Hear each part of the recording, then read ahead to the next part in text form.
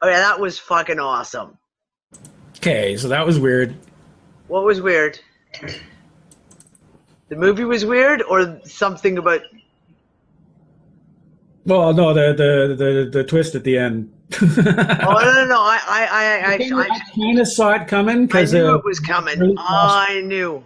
No, I knew it was fucking coming. Early flashbacks of places after the train. You got to be watching to catch them, though. Exactly. So we just watched the movie Source Code. Wow, that was a really, really good movie. Intense. Lots of fucking little pieces in there. Oh my god. The ending was just. I don't even want to tell you anything just because anyone who watches the recording, I don't want them to get. You can't tell them the ending. No one give away the ending. Really intense movie. Really well done. Lots of little hints all the way through the movie of how it's going to play out. I'm going to watch it again. I'm going to sit down. I'll definitely sit down later on this week with Nick and be like, we got to watch this movie. Interesting nuggets. And how do you even talk about the interesting nuggets without giving away the entire plot of the movie? Really interesting nuggets. And the fact, the creating of a secondary timeline. Digitally creating a secondary timeline. I think that kind of goes back to the shit that I've been talking about for fucking ages, and a lot of us have been talking about for ages. That if this, and that's what I was saying, Chris, that's why I disagreed with you about what you were saying about how we had to get there, being so horrible to get to that place, but maybe not. If it's digital, then it's a matter of just figuring out the switchover mechanism. Yeah, it was good. Guys, I highly recommend everyone watch the movie Source Code. Really, really good. Really good. And I just wanted to punch Bernard in the face.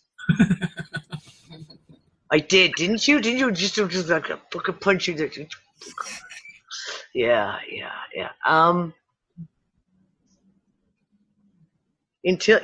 Fred, until he made a conscious choice. He made that conscious choice to let go of the one reality, to completely let go of it, and then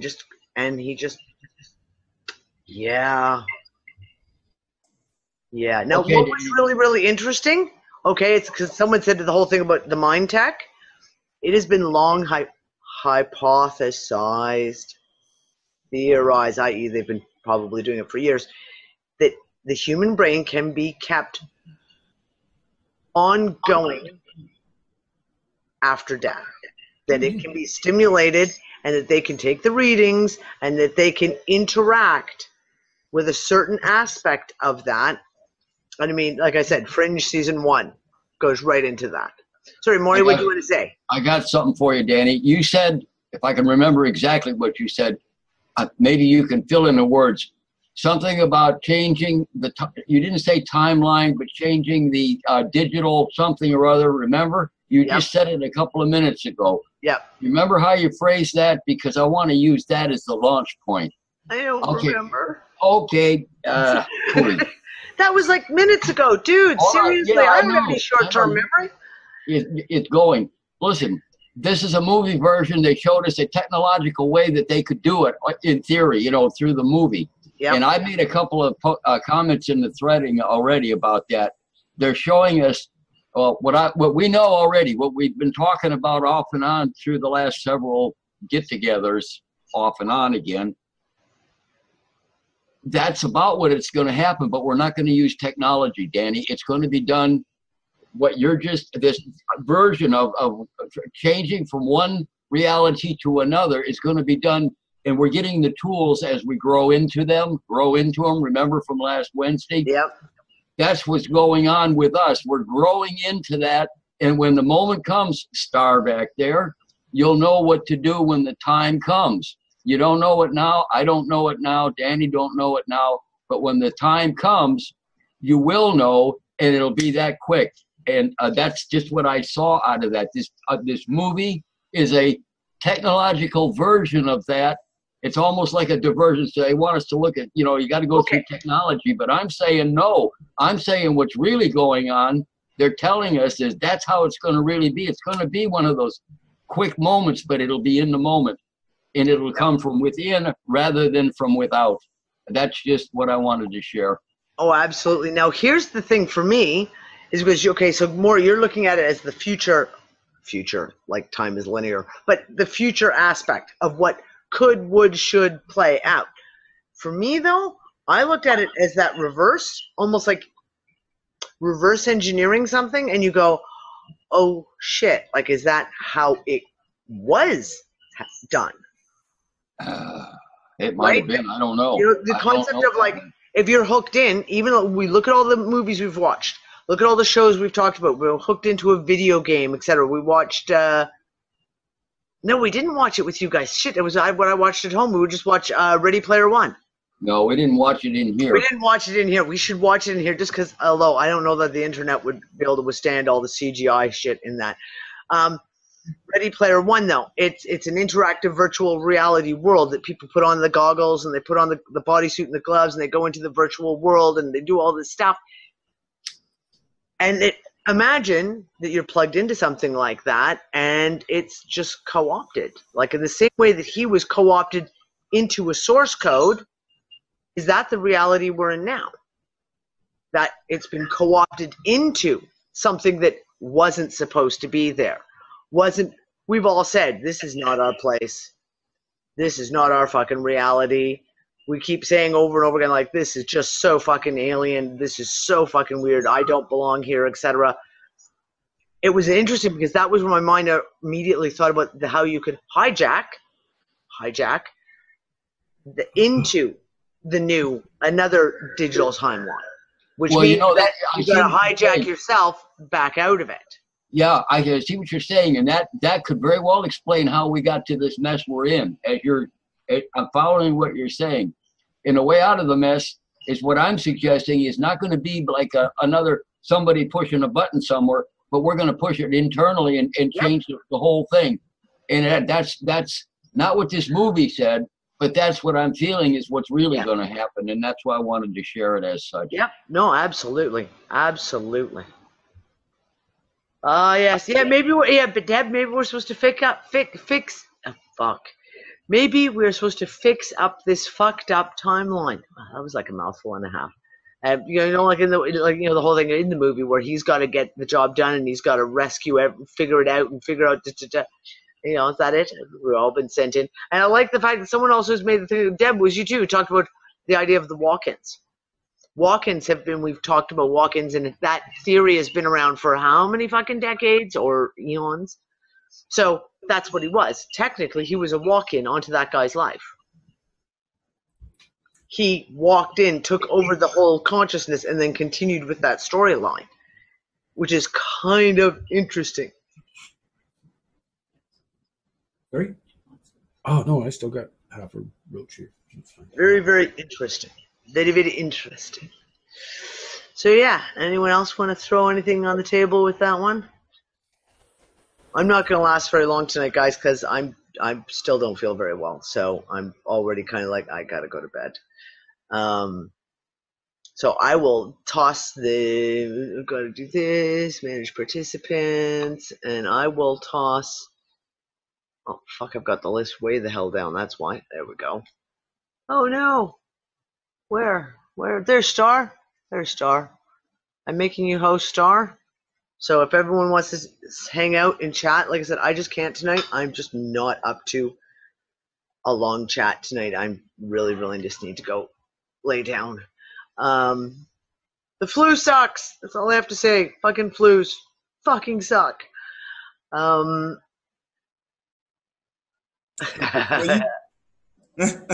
was going to say real quick, when you said the flu fucking sucks, I am so glad that I don't feel like that hardly at all. I haven't had it in ages. It's been a long fucking time. And okay, so here you go. You want to talk about instant manifestation, guys? I said this and I joked when it happened. I was like, seriously? You talk about creating something?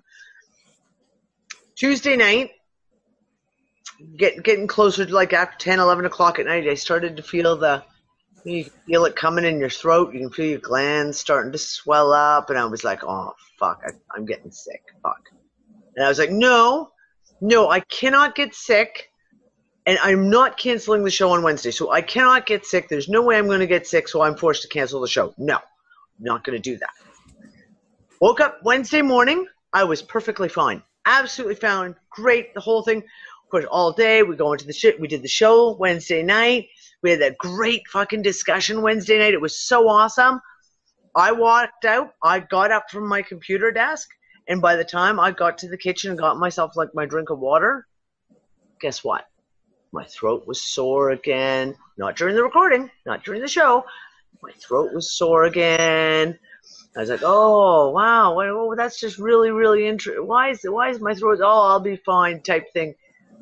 And sat up for maybe half hour.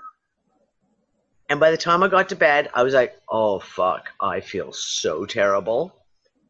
I woke up the next morning and I was so sick. So sick. And I was just like, I said, you're not getting sick because you're not going to cancel Wednesday's show. So you can't. So apparently the moment I finished the show, my body was like, okay, now you can get sick. Boom. And I was literally within 15 minutes of closing off the show, I was sick. I got a better one than that. As big as that. And I agree with you, Danny. Let me tell you, a lot of you guys don't know, but on June 30th, which is less than a month ago, I was in a fucking hospital room with two things stuck in my arm. That was a Monday morning. That was the day I was supposed to fly out to Charlotte and then go to Lake Lure with Dawn. Those doctors had me all set up, and I decided no. And I told them, I said, I don't want this anymore. They didn't like that worth of shit. And the last thing, that guy, there was like 5 or 6 doctors standing there giving me all their reasons why I shouldn't do what I wanted to do and was going to do. The last thing, and this guy was the head of the department. You know, he was a really monkey monk. He looked at me with the most serious look in his eye he could possibly have. And he said, if you leave, he said, you very well could be dead in 2 days. He told me that. But tell everyone, what did he say? He said, if you leave and like you want to, he said, you very well could be dead in 2 days. And I said, holy man, this is what I said to him. I said, now that's really a really serious thing. Give me a moment to think about that. I took about 3 moments and I said, I'm leaving. I did. Well, the point is, here I am a fucking month later. Now, granted, I was weak from being in that 4 days with them in their hospital, eating their crummy food, which I hardly ate. But right now, I haven't had a pain since. So another version of what you just said, only it's my life experience of a month ago. Yeah, and, but I love what you said, because you told me this story, and the doctor said, well, you know, when the big guy calls your number. Yeah. The head doctor's going like, you know, when God tells you, you got to go. Yeah, because that's highly scientific and medical. Yeah, and I looked right back at him, and I said with the most serious look I could ever give anybody, I said, I know that. And I knew damn well that my number wasn't being called by his terminology. Yeah, you ain't dragging me away. My ticket, I'm holding on to my fucking ticket. Yeah, seriously. I can't believe a doctor would say that, though. It's like, when Maury told me this, I was just like, you have got... No, it was Dawn who told me. Sorry, it was Dawn who told me. I was just like, oh my fucking God. Some doctor, head of his department, actually had the nerve to use that terminology as to a reason why someone has to stay in the hospital because God might want to call them in. The logic isn't even there. Because even if God says you're going to go in 2 days, even if you're in the hospital, you're going to go. Or do the doctors counteract what God... The right context on that one, Danny, and I'll make it clear. I responded to him and I said, are you telling me that in your medical opinion, I'll be dead in 2 days if I walk out of here? And that's when he responded. And he just put his thumb up and looked up in the sky and said, well, only he can really make that decision, is the way he responded. That was his... In other words, no, I can't really stand beside what I just told you, that I expected you to, willingly just bow down to my ultimate authority. But anyway, that's what it was a month ago. It's hilarious to me the way they are so. Yeah, like even Linda said that fear factor thing, and they're so programmed with that stuff, and plus the money thing, all that stuff. It's like, yeah, exactly, Maury. It's like, you know what? It's like the way I am now, the way my awareness is now. It's like I'm like, I'd have to look at him even kind of comically. I'm like, you're fucking kidding? It's like I had to leave before because I'd rather burst out laughing. I'd rather just walk out of there laughing. Too much funniness. Too much funniness. And these are the people who are supposedly in control of, making us healthy. Okay, guys, I gotta go. I love you guys all. I will see you Wednesday night for the Unfuck discussion. Unless something else comes up, you never know. But it'll be Wednesday night anyways. At some point, it'll be Transpicuous Views or the Unfuck discussion or one or the other. We'll see you Wednesday night. Stay well, and be well, and yeah. I'm just gonna go chill out and go eat a carrot muffin and sit on my couch for a little bit and just chill. Maybe have a cup of tea. We love you, lady. Thank you, sweetie. Bye, guys.